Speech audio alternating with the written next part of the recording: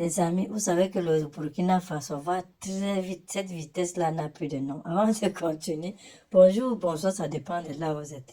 Les gars, le président Traoré a mis en place 4 nouvelles locomotives de type GL30 le 16 février 2026. Ah oui, qui va desservir le corridor Abidjan-Ouagadougou.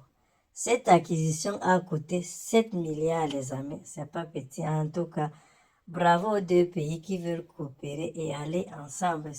C'est ça un peu l'amitié des bons voisinages, non, les amis? Ça sera très bien pour vos deux pays. Suivons un peu cette petite vidéo.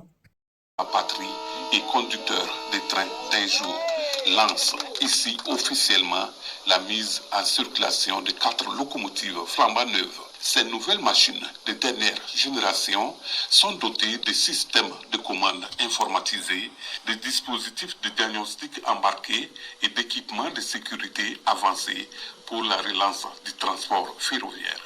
Selon le directeur général de Citaraï et les partenaires de la société, ces locomotives d'une puissance d'environ 3000 chevaux pouvant transporter 1500 tonnes brutes répondent ainsi à la modernisation et à la pérennisation de l'outil ferroviaire au service des économies et des populations des deux pays frères, la Côte d'Ivoire et le Burkina Faso. Nous sommes le lien ombilical, comme le disait le ministre, entre les deux peuples. Et on veut rester ce lien-là qui permet de rapprocher les peuples, la fraternité entre les deux peuples et de construire cette économie qui est l'une des premières en Afrique sous-régionale, d'avoir un chemin de fer qui fonctionne, qui, je vous dis, il fonctionne depuis 1904. C'est notre génération aujourd'hui qui est là. Ce don pourra passer à d'autres générations. C'est un investissement stratégique, mais c'est un investissement qui répond aux besoins de la population, aux besoins des opérateurs économiques. Nous avons la chance d'avoir un actionnaire italo-suisse qui croit en l'Afrique, qui accompagne justement la croissance de nos pays. Et nous sommes là pour justement avancer et permettre la croissance de toute l'économie ivoirienne et burkinabé. Ce renforcement du parc roulant de Citaraï était très attendu par les autorités burkinabées.